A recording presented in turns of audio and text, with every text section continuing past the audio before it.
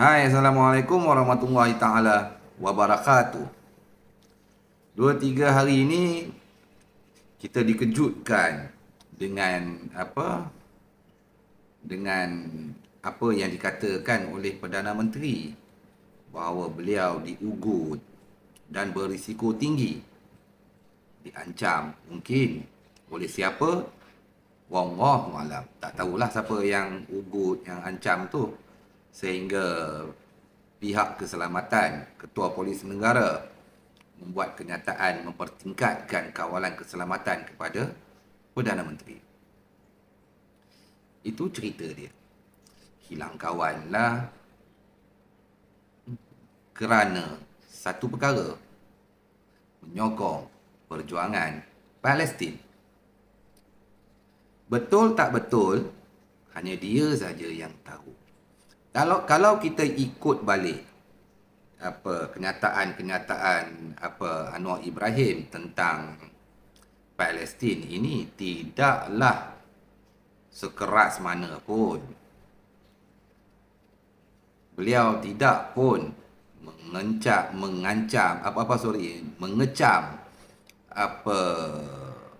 Amerika.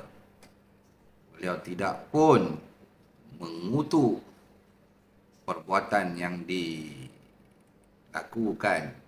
oleh Perdana Menteri pengganas hebat itu. Beliau tidak menyentuh pun tentang ketua kerajaan di UK. Beliau hanya bercakap tentang Palestin, penindasan, pembunuhan, genosid, pembunuhan wanita dan kanak-kanak. Semua pemimpin di dunia ini bercakap perkara yang sama pun. Pelik bukan? Orang lain tak kena ugut, tak kena ancam. Seperti Presiden Colombia, lagi ganas, lagi keras. Tetapi taklah pula diugut, diancam dan macam-macam lagi. Kalau kita berbalik kepada dalam negara, viral video ucapan kenyataan yang dibuat oleh Tun Dr. Mahathir, viral Al Arabiya Post lah, macam-macam Arab lah, berita-berita media-media di Arab, viral video kenyataan yang dibuat oleh Tun Dr. Mahathir. Kenapa viral? Pertama, kerana Tun Dr. Mahathir menyentuh, mengkritik Amerika. Yang kedua, Tun juga mengkritik United Kingdom. Dan yang ketiga, Tun juga dengan lantang mengkritik pengganas dunia yang sedang melakukan pembunuhan beramai-ramai ke atas warga Palestin. Sepatutnya yang kena diugut, yang berisiko tinggi, yang diancam adalah Tun Dr. Mahathir. Bukannya si dia tu. Tetapi pelik, yang lantang mengkritik Amerika, United Kingdom, relax je, cool, tenang. Tetapi orang yang tak kritik, yang gelabah, bewak, kena ugut, kena apa macam-macam. Adakah ini semua sekadar wayang tinggi untuk meraih simpati rakyat dengan mengambil kisah Palestin, perjuangan beliau terhadap Palestin itu meneguk di air keruh, dalam masa yang sama mencari publicity, meraih simpati daripada orang Melayu terutamanya? Ya, asasnya cukup kuat. Tetapi kita yang bijak pandai ni, yang cerdik ini, tahu sebenarnya perkara ini hanyalah wayang. Apabila kita ambil kenyataan yang dibuat oleh Menteri Luar Malaysia di Parlimen, tak nak sebut, apabila ditanya oleh seorang ahli Parlimen pembangkang, beliau tidak mahu menjawab. Kenapa tidak mahu jawab? Sedangkan Perdana Menteri dah bercerita kepada seluruh rakyat Malaysia yang beliau diugut, diancam dan berisiko. Dah bercakap, alang-alang bercakap, ceritalah terus terang.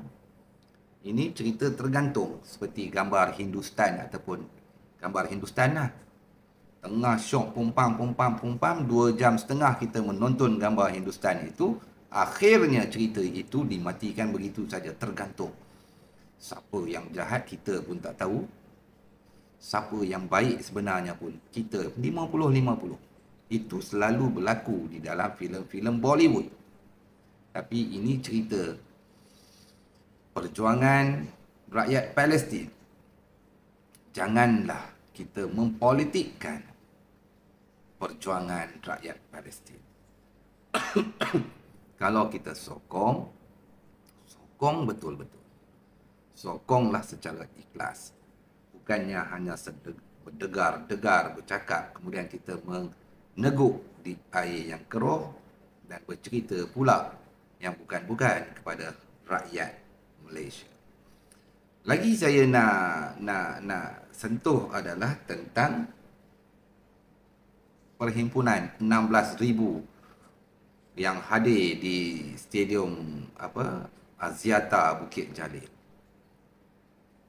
Ada konsert, walaupun lagu-lagu nasihat, lagu-lagu ketuhanan, tetapi rasanya tidak ada mana-mana negara di dunia solidariti kepada rakyat Palestin yang adakan konsert. Pelik, tapi benar. Perkara itu berlaku di bumi Malaysia yang agama rasminya Islam, yang majoritinya rakyat Malaysia adalah Melayu. Apapun, tahniah kepada penganjur Perhimpunan Aman yang berlangsung petang tadi di Masjid KLCC untuk berarak ke Kedutaan Amerika. Di targetnya, sasarannya 10,000. Tetapi saya berada di sana. Saya tak naklah cerita itu lebih. Tetapi sekurang-kurang 50,000 pasti, mungkin lebih dari itu. Dan disitulah benar-benar solidariti perhimpunan terbesar di Malaysia, dan tidak ada konsert di situ yang berlaku, tidak ada larangan takbir tak boleh, tidak ada halangan sepanduk tak boleh, semua berjalan dengan lancar. Respect dan salut kepada rakyat Malaysia yang cukup beradab, yang cukup hebat. Bila disebut Perhimpunan Aman, benar-benar aman. Kepada pihak polis yang menjaga lalu lintas tadi pun, salut dan respect, kerana anda pun buat kerja TikTok kepada PDRM. Dan rakyat Malaysia sekali lagi, terima kasih. Terbaik, memang terbaik. Kepada puak-puak belah sana tu yang main wayang-wayang itu, auta karet semua tu, cukup-cukuplah. Jangan meneguk di air yang keruh. Jangan ambil kesempatan di atas perjuangan, sokongan pada perjuangan rakyat Palestin itu dipolitikkan dengan cerita-cerita untuk meraih simpati.